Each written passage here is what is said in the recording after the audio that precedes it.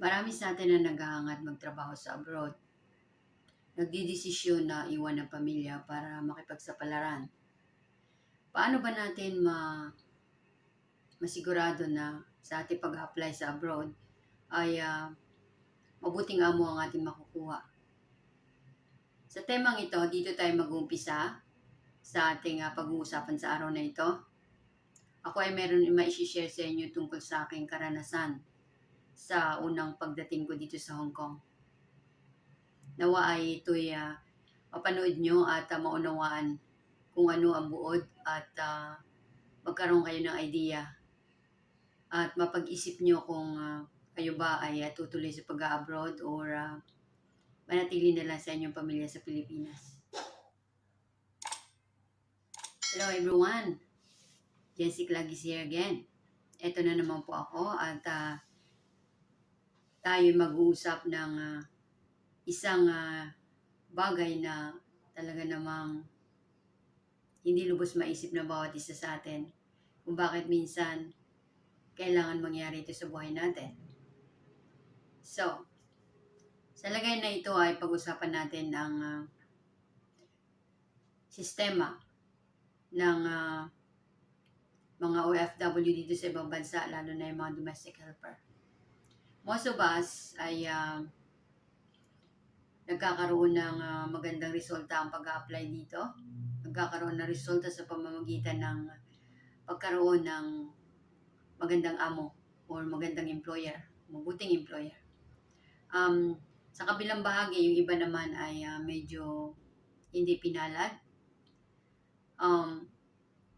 Minsan pagdating nila dito, 1 linggo pa lang, 2 linggo pa lang, sila ay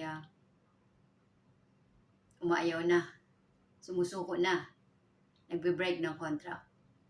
So, gusto ko malaman na lahat sa pagpipirma ng kontrata between amo at katulong or employer and helper sa abroad. Ang karapatan ay 50-50. Alright. So, tandaan nyo yan. Sa pagpipirma ng kontrata, mapa-agency man kayo sa Pilipinas galing, agency ang nagproseso sa inyo, agency ang nagpadala dito sa inyo sa abroad. Sila ang nag-train sa inyo sa Pilipinas. Doesn't matter. 50-50 ang karapatan. 50% sa amo, 50% sa katulong.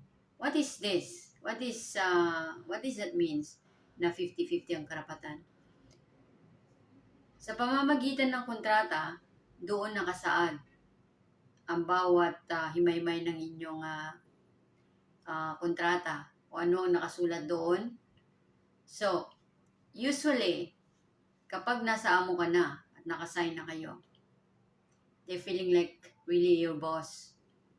Lahat na sinasabi nila kailangan mong sundin, which is sometimes labag sa kalooban mo. Don't say yes. You have to minimize that situation. Pag sinabi na amo na, linisin mo ang bintana, pati sa labas, ayokong makakita ng kahit na isang kudlit na stain dyan. Gusto ko lahat malinis. Don't say yes. Saan ka nakatira? Anong floor ka nakatira? 20 floor, 26 floor. Mataas yun. Ang building dito ay sobrang taas. Pataas ang building dito, hindi palapad. Kaya ingat. Pwede niyo sabihin sa amo na, wait a minute. You want me to do that? But, you know that there is a rules. Merong rules tayo sa kontrata na nakasaad doon. Sa paglilinis ng bintana, lalo na kung ikaw ay nasa pinakamataas na bahagi ng building nakatira, at the same time, ang inyong bintana ay walang barandilya. For example, buksan mo yung bintana ng ganon. Pagbukas mo ng ganon, sobrang bukas talaga as in. Bawal yun. Bawal maglinis ng bintana sa labas na ilabas mo yung katawan mo. Abutin mo dun, abutin mo hanggang ganon. Bawal yun. So dito merong rules sa kontrata na nakalagay. Kung ang bintana ay walang barandilya, hindi ka pwede maglinis sa labas. Kung may barandilya naman na bintana, hanggang dito lang. Hanggang dito lang ang iyong lilinisin. Abutin ng ganon. Hindi mo pwedeng ilabas yung katawan mo. Or lalabas ka ng bintana doon, kanda, sabit-sabit ka doon ng kamay mo, maglambitin ka doon at abutin mo doon yung, bawal yun. You're taking a risk. Wag na wag gagawin kasi marami ng aksidente nangyari dito yan sa abroad. Nahuhulog sila, namamatay. So, yun ang ibig sabihin ng 50-50 ang karapatan. Kaya wag lang tayo puro lagi yes. Okay? Isipin natin yung sarili natin. Isipin natin may pamilya tayo nag-aantay sa atin sa Pilipinas. Right. Right. So, ito na. Sa ngayon ay lulundag tayo sa aking may share sa inyo tungkol sa aking karanasan. Nung ako ay pumunta dito sa Hong Kong, pangalawang amo ko. Ito ang ikikwento ko sa inyo. Nung unang amo ko ay tapos ako ng kontrata. Isang kontrata which is 2 years. After that, naghanap ulit ako. Ang nakuha ko ngayong amo ay Indian. Wala naman siguro masama kung babanggitin natin dito kung ano yung nakuha ang amo, which is totoo dahil yun na na-experience ko. So, kung ano yung sinasabi ko dito, based lang sa experience ko sa klase na employer na ito. Right. So, maraming nagsabi sa akin na, finish kontra ka, bakit ka kumuha ng ganyang lahi na amo? Sabi ko, bakit? Ano bang meron? Hindi yan maganda, sabi nila. Sumagot naman yung isa. Kahit tawagan mo pa ako. Sa isip ko, paano ko siya tatawagan? Di ko nga siya kilala. Bigla lang siya sumagot dun sa usapan namin nung narinig niya. Nung nalaman niya na yung lahi ng nakuha kong pangalawang amo ay yun. Right. So sa isip ko, sabi ko, well, nandyan na yan eh. Wala na tayong magagawa. So let's see, sabi sa isip ko. Bahala na siya sa akin sa taas. Kung ano man yung kahihinat na ng 2 years na ito sa aking pagtatrabaho sa ganitong klaseng amo. Right, yun ay dalawang mag-asawa lang. Ang babae ay sa bahay lang, wala siyang trabaho. Ang mister niya ang nagtatrabaho. At ang babae na ito ay, mag-asawa na ito ay meron silang anak. 8 months old boy, ang kanilang anak, baby. So, doon umikot ang mundo ko sa loob ng kontrata na 2 years sa bahay nila. Although maganda ang kwarto ko, sariling kwarto, may aircon, pero ang pagkain ay tira-tira. Right? Tira-tira. Ang pamilya na ito ay sinasabing sila daw ay vegetarian. So pag sinabing vegetarian, hindi sila kumakain ng mga pork. Hindi sila kumakain ng baka, lalo na ng baka. So, puro lang sila gulay. So, sa araw-araw ng buhay ko sa kanila, umaga pa lang, naghihiwa na ako ng sibuyas, kamatis, luya, bawang. Magkaklase yan. Walang mamiss dyan sa grupo na yan. Umaga pa lang yan, pananahiwa ko niyan, umiiyak na ako dahil mapait. Maano sa mata. Maapdi sa mata yung sibuyas. Sige, ganun lang ng ganun. Tapos mag-ano na ako, maghiwa na rin ako ng mga gulay. Yung gulay ng mga green leafy. Pagkahugas mo niyan, hiwain mo yan ng napakaliit. Parang tinadtad. Ganun ang way nila ng pagluluto. So, ang gagawin niyan is, igigisa lang yan sa sibuyas. Yung mga hiniwa mo na yon na magkaklase, igisa lang yun lahat dun. Tapos, haluan mo na ng mga turmeric, haluan mo na ng kung ano-ano mga herbs na gawa sa kanilang lugar na gamit nila araw-araw, ganun. Kaya ang pagkain namin lagi parang nag-yellow. So, yung ngipin mo parang nag-yellow rin pagkakain ka dahil doon sa turmeric. So, ganun ang ginagawa araw-araw. Tulungan siya magpaligo sa bata. Tulungan siyang maglaro sa bata at maglinis ng bahay lahat. Ganun na. So, ano ba ang naging sistema ko sa bahay nila? Tinuruan nila ako gumawa ng pagkain nila. Yung dough, gagawa ka ng chapati. Tinuruan nila ako gumawa. First time ko talaga ever, wala akong alam tungkol sa pagkain nila. So, dough na gagawa ka ng dough. Tapos may technique kung paano mo siya gawin. So merong mainit na pan na walang mantika, ilagay mo lang dyan sa apoy. Pag mainit na yan, yung dough na ginawa mong chapati na gano'n na bilog na siya, igaganon mo na doon, ilulutuin mo na doon sa pan na mainit. Hanggang sa medyo mag pop up. So, kailangan, ang technique pala nun, kailangan medyo makapal yung dough. Huwag masyadong manipis. Kasi, kaya bakit makapal? Para pag ganun mo, meron pa siyang space dun sa kanyang texture na magpo-flow up siya. Dahil kung manipis, wala. Hindi siya tataas. Hindi siya magbabubbles ng ganun. So, yun ang problema ko that time. Dahil ito mag-asawa na ito, uupo lang yan sa lamesa. Mag-aantay ng bagong luto ng chapati. Pagkaluto ng isa sa kusina, daling ko na doon sa lamesa. Lagay sa pinggan, yan sa'yo. Naku, noong unang gawa ko, tinawag yung pangalan ko. Come here, sabi niya. What is this? You do it again. Hindi maganda yung una kong gawa ng chapati. Kinuha ko na naman, lagay ko lang doon. Sabi ko, ako na nakakain yan. Hanggang sa sunog naman. Yung isa, hindi nag-pop up. Yung isa naman, sunog. So, yun naman na-experience ko sa kanila, which is talagang mafe-feel mo na maawa ka sa sarili mo. So, wala kang magawa. Ganun lang ng ganun yung ginawa mo hanggang sa matuto ka. So, hanggang sa in the end, natuto na akong paano, nakuha ko yung technique. Gaganon na siya, so natutuwa-tuwa na sila. Ang problema doon is, kung ano yung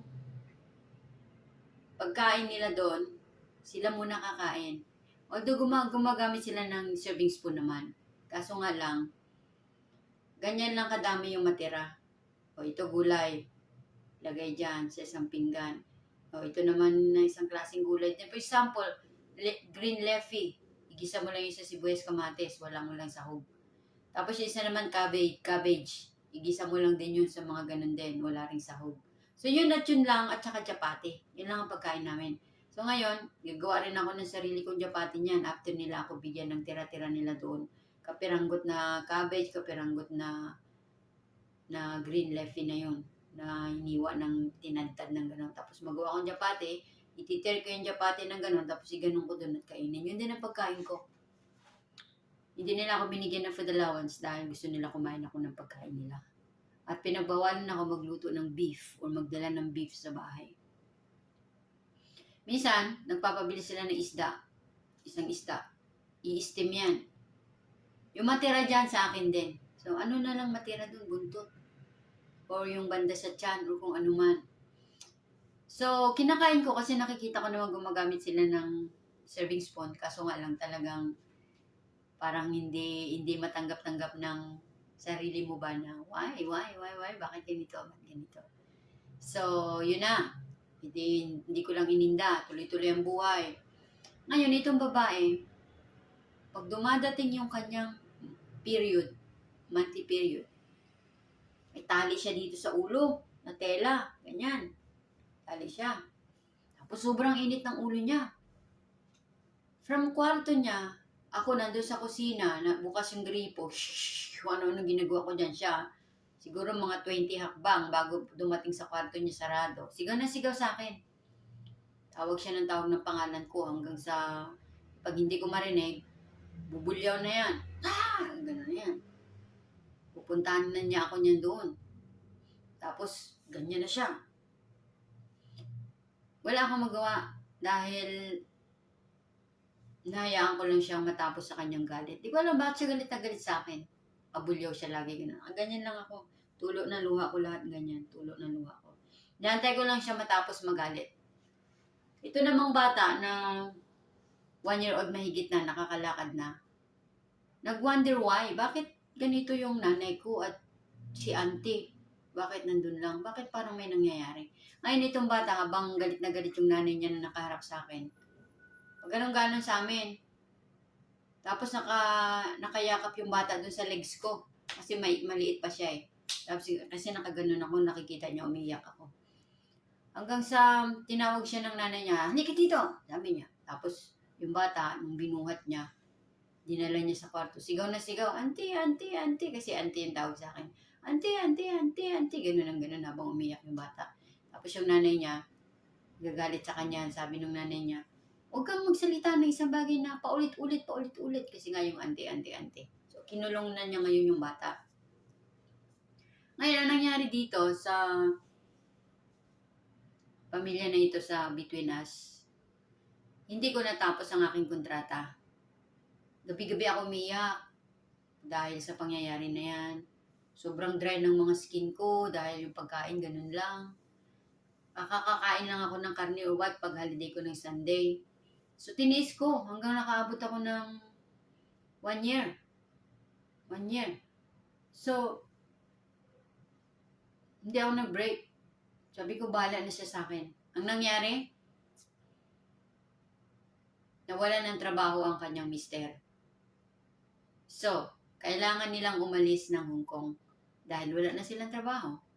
So, pag ganyan ang pangyayari, ang sitwasyon ng iyong kontrata ay good as finished contract. Makakastay ka, makakahanap ka ng amo mo, makakastay ka, antayin mo yung visa mo dito, hindi ka na kailangan umuwi ng Pilipinas. Ganun yung sistema. Pero bago nangyari yan, may mga instances na nagpapabisita sila gabi-gabi. Before, bago mangyari yan, mawala ng trabaho. Nagpapabisita sila gabi ng kung ilang-ilang mga friends nila. Nagiinom sila. Tapos, you need to stay until matapos ang party nila. So, anong oras sila mag-start ng party? Alas 8 ng gabi. Aabot siya ng alas 12 hanggang 1 ng gabi. You need to stay up. Pagantay ka dyan. At, hindi ka pwede matulog hanggat hindi mo mag-gathered lahat ng mga hugasan sa lamesa, mga wine glass, mga pinagkainan nila dyan. Hugasan mo lahat yan. Walang mababasag. Sasabihan ka pa ng gano'n. So, wala kang magawa. Gagawin mo yun. Hugas ka dyan. Ang liit pa ng lababo.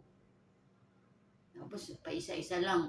Pag sabon mo ng wine glass, bandawan mo agad. Iganon mo doon. Kasi matakot ka na pag sabon mo. Iba naman. Iba madulas eh. Mamaya magkauntog-untog doon. Kaya isa-isa. Isa-isa. Kaya yun ang nangyari. So,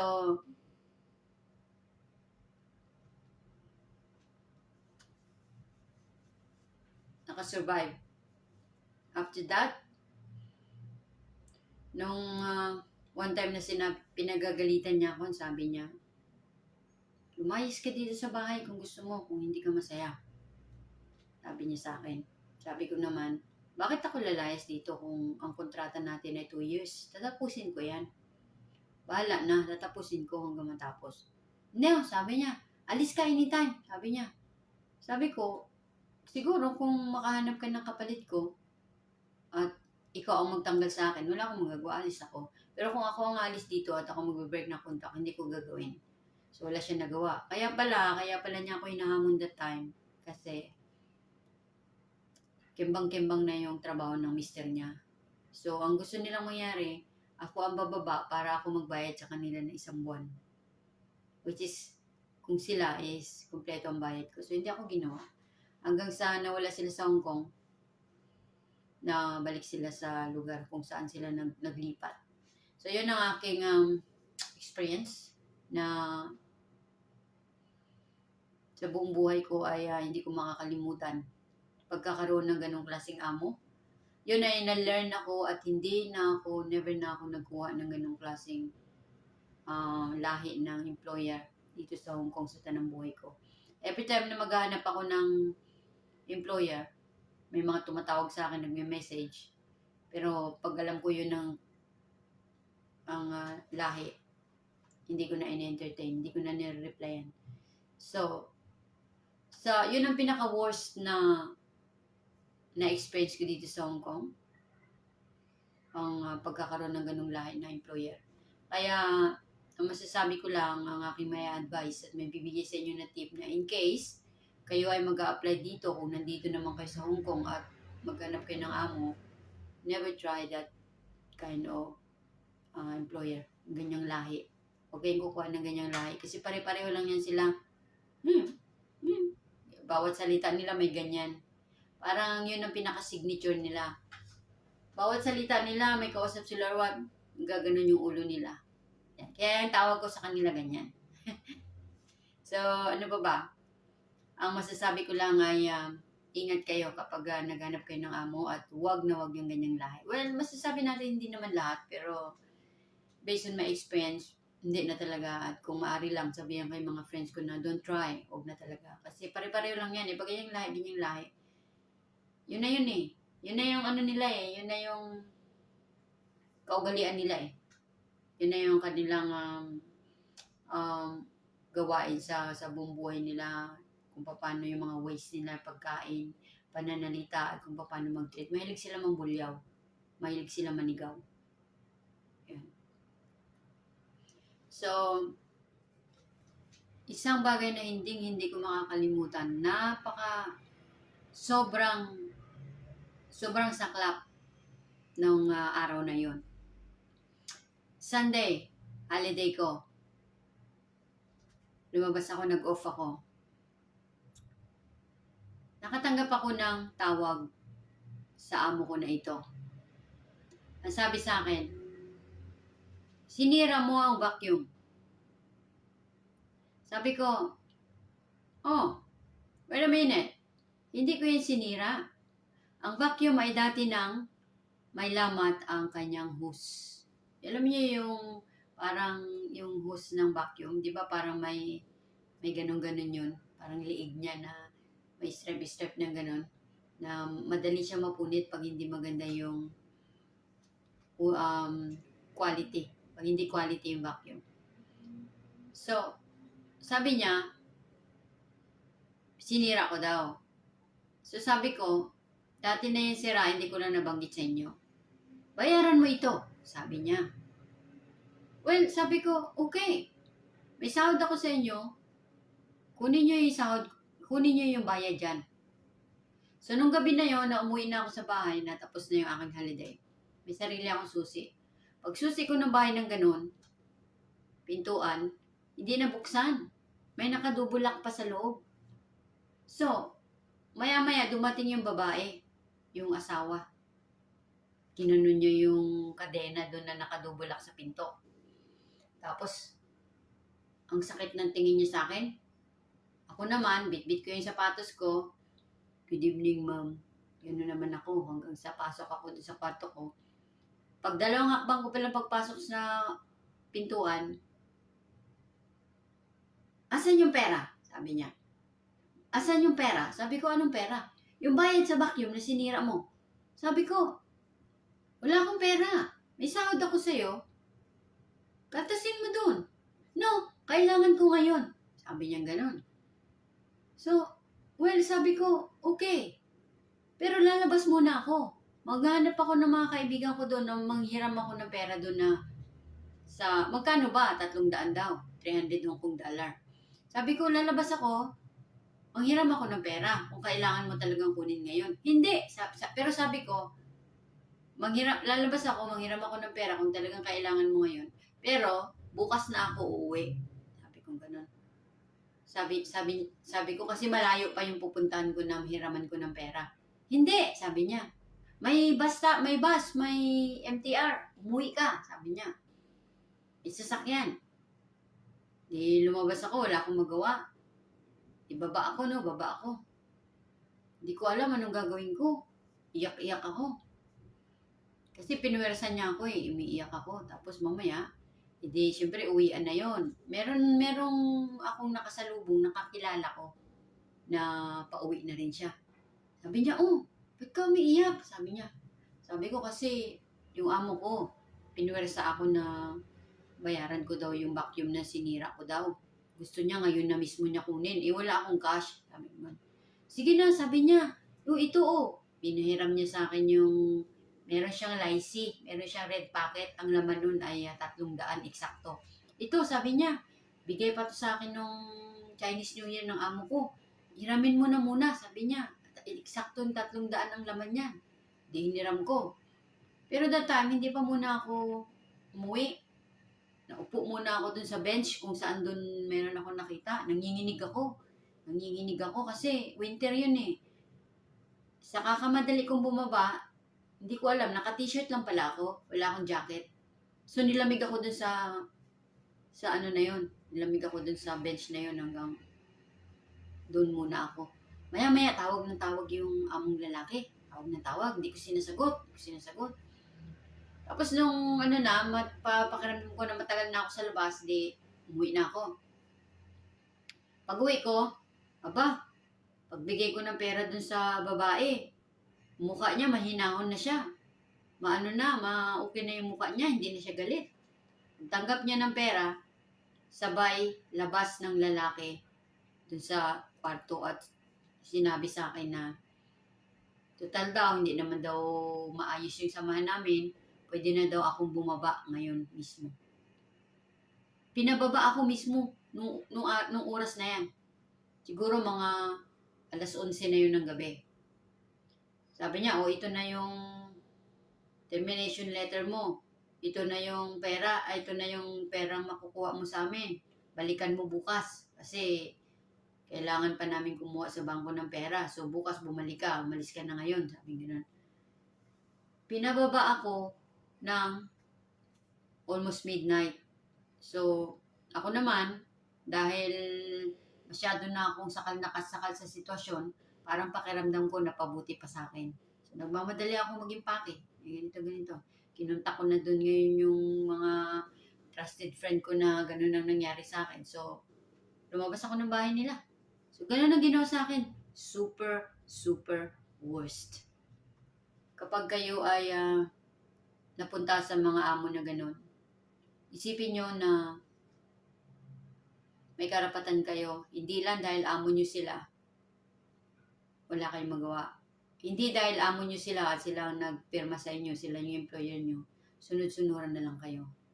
Bago ka man o dati ka man dito na sa Hong Kong, don't tolerate that kind of attitude na employer kasi hindi tayo pumunta dito sa abroad, magtrabaho, linisin ang bahay nila, tapos apakapakan lang nila tayo. Wag.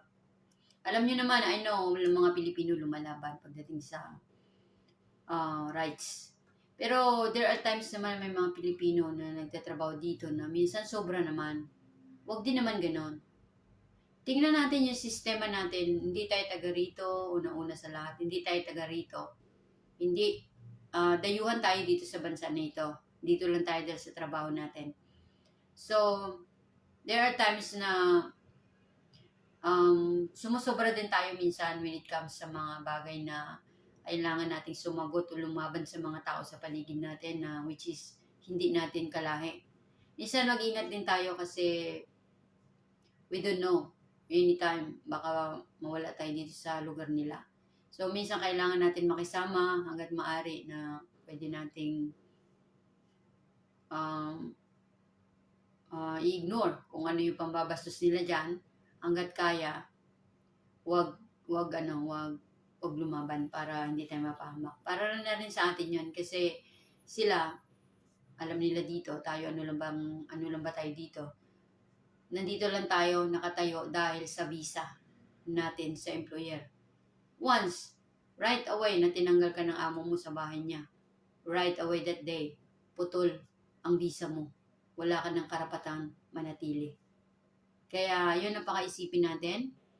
Hanggat maaari, kung meron tayong trouble sa amo, it takes time to think. Take your time to think. Huwag agad-agad magdesisyon na kala natin kung sino tayong Superman, sino tayong malakas dito. Wala tayong pinagmamalaki dito kundi visa lang natin. Pag wala tayong visa at walang magugod sa atin ng visa natin para makapag-stay tayo, balik tayo sa lugar natin. Kaya ingat at kung ano pa mang mga bagay na nagpapagulo sa inyo, well, marami naman tayong malapitan dyan. Mga kaibigan natin sa paligid, kung meron ko yung pamilya dito na nagtatrabaho or any trusted friend na pwede nyo kausapin o pumunta kayo sa Philippine Consulate or kung ano pa man na kailangan nyo ng advice. Huwag agad-agad gumawa ng sarili dahil ang mga amo, magaling nga mambaliktad. Ang mga amo, basta-basta lang yan, sisipain ka. They don't care about you. Basta alam nila na naapakan mo na sila or nakanti mo sila, patalsikin ka kaagad yan. Walang sabi-sabi. Right away, ayaw na namin sa'yo, go down. Ganitong oras, kailangan wala ka na sa bahay. Ganun sila kalupit. 10 taon ka na nilbihan sa kanila. Sa isang kislap lang. Sa ilang pitik lang. Agad-agad kanilang palayasin. Wala silang utang na loob. Hindi sila nagtatanong niyan. Basta ayaw na nila sa'yo, ayaw na nila sa'yo. Kaya sa mga nagtatrabaho at nafe-feel nyo na mahal nyo na yung pamilya na yan, who cares? Huwag nyo gawin yan. Kasi, nafe-feel nyo, oo, hindi natin masasabi, hindi natin matuturuan yung feelings natin na mahalin natin yung mga alaga natin o what. Pero isipin natin, sino ba nagsabi sa'yo, sinabi ba sa'yo ng amo mo na mahalin mo yung bata?